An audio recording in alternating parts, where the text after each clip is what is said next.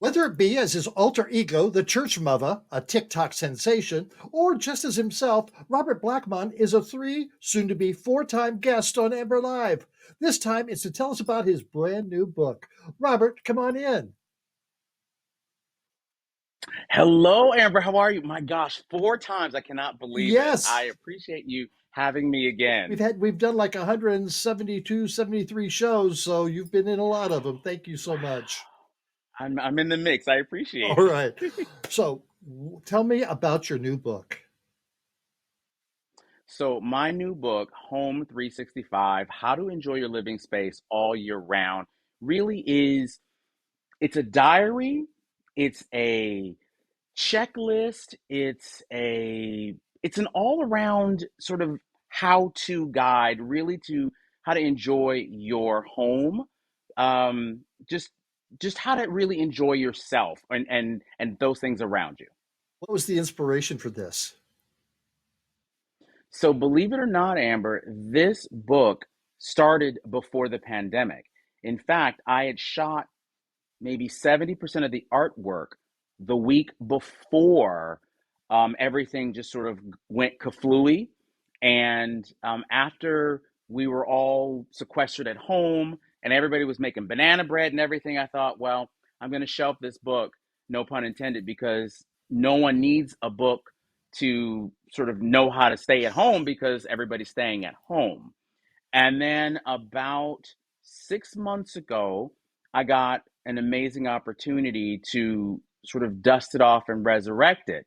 And how the book started was that I was realizing around 2018 that the world was so quick, and I would speak to younger people, and they wouldn't know what we would consider simple things. They didn't know how to really host a dinner party. They didn't know how to really have people around, and if they had people around, everybody would sit around on the couch and everybody would be on their phones and they weren't engaging. And this really bothered me, and so I decided that I would do something to kind of give people the yellow pages, if you would, something that they could sort of refer back to when they needed to figure out how to do these life skills. And so that really is how the book started and what it entails. The structure of the book. So I love the structure of the book because it is different than most books. It's a book, but as I said, it's more like a journal or a calendar. So we have months instead of chapters. So you get January through December. And the way the book is laid out, it's very inviting. So it opens with a beautiful photograph of the outside of my window.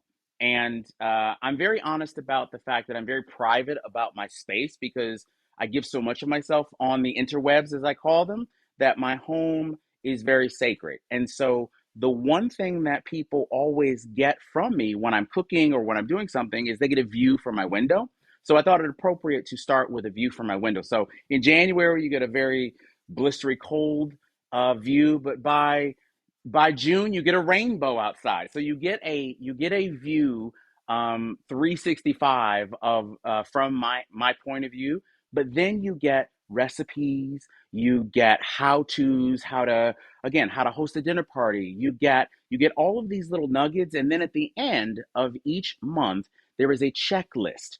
And the checklist basically is a guideline for things for you to remember. You don't necessarily have to follow the checklist like clear the air ducts out of your apartment or things like that, but it will remind you, oh, I need to get those dust bunnies off from under the couch. So it's a monthly reminder or guideline for things to keep you kind of on focus for your place. And it doesn't matter if you live in 300 square feet or 5,000 square feet. It doesn't matter if you own or you rent because we spend so much money on rent and on mortgages. We're outside most of the time. And when we're home, we may watch a little TV or are on our phone and then we sleep. And to me, that's a waste of money. So this book really gives you ideas on how to really hone in and enjoy that living space. What's your favorite month?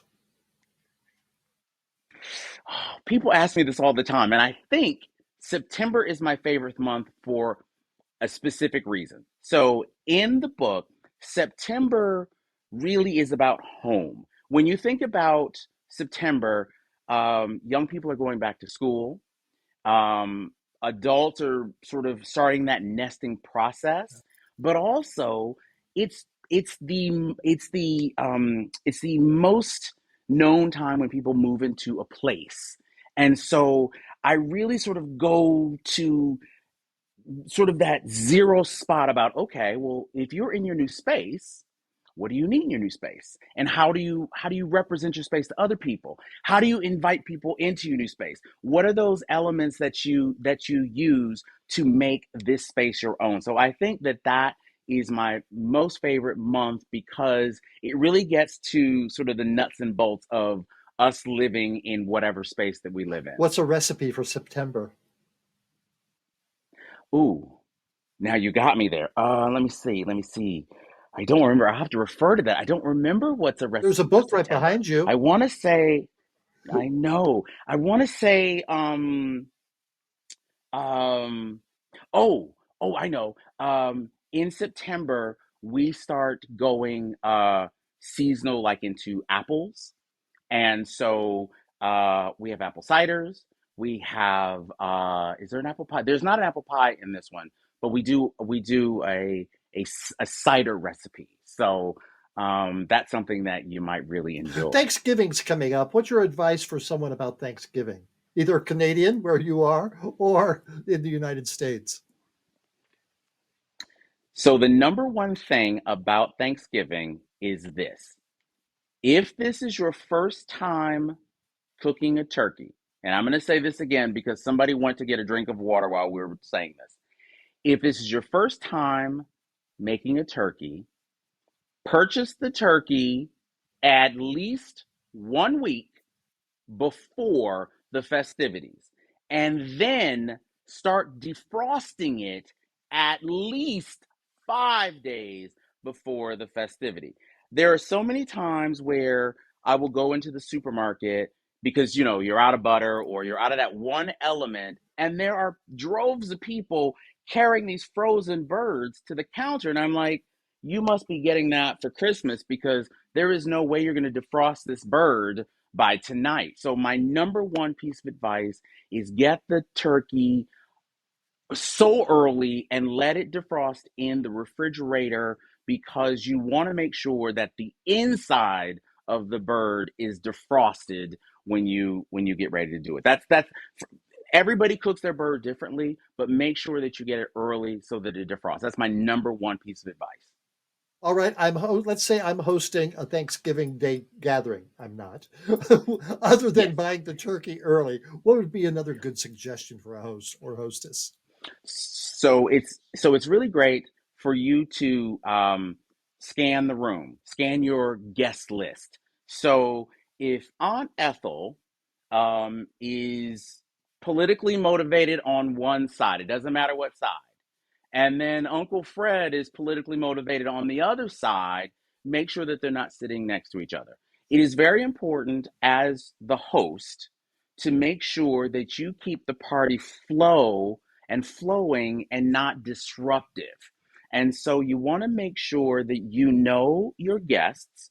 You want to make sure that everybody is comfortable, but it's also okay for you to put a no politics rule in place. It is okay to put a no gender rule in place. It is okay for you to put these things out there from the beginning. And I don't mean when they get there, I mean before you invite them. So you can tell Aunt Ethel, listen, I would love to have you, but what we're not going to do today is we're not going to be, waving your Bible at so and so because we're here to enjoy the day in each other's company. We can agree to disagree, but we're not going to talk about that at dinner. And that is perfectly acceptable. Talk about hostess gifts or host gifts. When you are you expected to take something to someone's house if you're invited?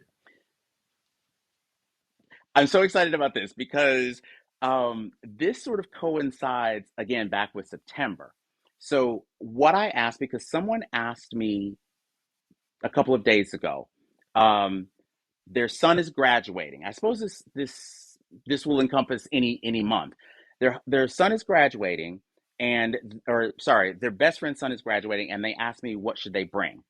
And I give the same advice to somebody who's bringing a gift. Think about the person and not yourself. Think about what the person might actually need, not how you want to impress them. For instance, if you know that the person that you are going to their house to, don't bring alcohol if you know that they are in program. That's it's just it's rude and it's tacky. Now, it's okay for you to ask them, and they may even say, "Oh, if you want to bring your own, that's fine." But be sensitive to the person's needs and think about what it is that they actually need. Paper plates and utensils or throwaway utensils, while they may seem a little like people can always use those later, but ask the guest, how can I participate? Rather than what do you need, how may I participate? Because I think we as the host, we don't want to put upon our guests. We want them to come and enjoy. So if you phrase it, how may I participate? I think they're more inclined to offer you a suggestion. And even if they say, "Oh, don't bring anything, it's okay," you can then say, "May I bring a wine for dinner?" And then they will give you what they suggest. And if they say nothing, then it's okay to bring nothing. You can bring maybe a card or something just to show appreciation. I think ice is always something that's welcomed at a party. Parties always run Ice out of is ice ice. is very good. Yes, that's true. When in doubt, ice. That's right. How does this affect social media? Do you have anything in that about your book? That's a great question. Thank you for asking that. So, my audience, my 2 million plus, they roughly are under the age of 25. Say they're 28 to 20, they're 25 to, lower.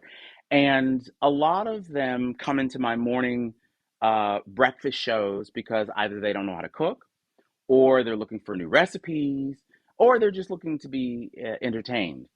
And I make it a rule in all of my lives that this is my home and everyone is invited. And when you turn on when you flip onto my camera, that's the front door. And I ask people to enter my home with the same kind of respect that they would want people to enter their home. And so I give people a framework on purpose. If somebody says something that's inappropriate in my room, because we don't swear in my room, we don't talk about others in my room, we don't talk politics in my room. And so if someone is new and they say something inappropriate, I literally say to everybody, "Excuse me for a moment." And I lean into the camera and I say to them, "Hi, so and so. Clearly you're new here. Let me introduce myself. I'm Robert. If you're under the age of 18, that's Mr. Blackmon to you. Now, anybody's welcome to here, but here are the things that we don't do. One, we don't disrespect me. Two, we don't disrespect the other people in the room. And most importantly, we don't disrespect ourselves." And so when I place it that way, they realize, "Oh, wait a minute. This is a different kind of scenario." And I let them know their voice is heard and they can participate, but they have to be respectful. And that's why I wrote this book, because I wanted people to sort of quietly understand that there are checks and balances that need to happen in the world. And social media has just gotten so like you can say anything or do anything. There are protocols. We may not like everything, but that's what the swipe button is for. And so what I try to do is, I'm not trying to change the world, but I want people to know that there are options. And I realize that not everybody has that parental figure or that adult that will necessarily check them when they are inappropriate. And so I try to do it in a loving way, and I try to give them something that they can always refer back to, so that they sound smarter than their other friends when they flip through it. They're like, oh, I didn't know how to fold napkins. Well, here you go. So I try to do it in a lighthearted way, um, without being preachy. You've got your new book. You've got 2 million followers on TikTok. My goodness. Yes. What's next And in your life? we just launched today a calendar as well. It's a complimentary calendar for the book. The book itself is fun, but it's very educational, I guess, but the calendar is just like, it's ridiculous. I'm in a bunny costume. I'm in an elf with shelf costume. I'm basically in a pride flag for June. It's a fun, lighthearted calendar that you can flip through each month and just get a laugh. And so that's really what my aim is. And those 2 million followers have actually taught me a little more how to relax a little bit, because I think that I was so tunnel visioned in trying to teach people that I was a little stuffy, and they have helped me figure out how to relax a little bit. So this is kind of my give back to them, because it's just, the calendar's camp is Christmas. What's next? So next we have a couple of projects which I really can't divulge, but there is a new book. There is a new book, and this is in the late spring, but it's a new book, and it may or may not have something to do with our favorite church mother. Oh. Has she been behaving? That's all I can say. Has she been behaving? She has been behaving, but she's very impatient. I have been out here in the front, and she's kind of like, okay, where's my turn? Where's my turn? Those are my 2 million followers. Where's my turn? So we're having we're trying to coexist. Your book, have you gotten any offers from any networks or anything like that that people want to do something extra with your books? So I just did a wonderful thing with Kathy Griffin when I was out in Los Angeles, and it was so much fun. People can check my TikTok for that. We're actually going to be doing an interview. We haven't scheduled it because she's just finished her cruise, her gay cruise. I think it's her 17th gay cruise, and so we're going to do something. It probably won't happen to the spring now, just because of the holidays. I just got written up in, I think, In Touch magazine, which is out this next month, about my stuff. And there are a couple of possibilities, but nothing that I can announce just yet. But I've been getting some exposure. It's so strange because I've written the three books before on my own, and now I'm with Found Publications, and they've really opened up new doors for me. So I'm really excited about what's to come. Well, Robert, thank you so much for coming back for the fourth time. We're looking forward to the fifth time when that new project comes on. Maybe Church Mother can come on and talk about that project. But congratulations. You've done so much, and we really appreciate you including us along with your ride. Amber, I appreciate you so much. Thank you. You are one of the first people to interview me through this whole social media process, and I want to congratulate you on 3.5 years. Is it now? Yeah. It's just incredible, what you're doing and how you are in enlightening and in educating people. It is just amazing, and I appreciate being a part of the of the family. I appreciate it. Thank you so We're all in much. this together, Robert. Thank you very much. Thank you so much. Happy holidays. Yes.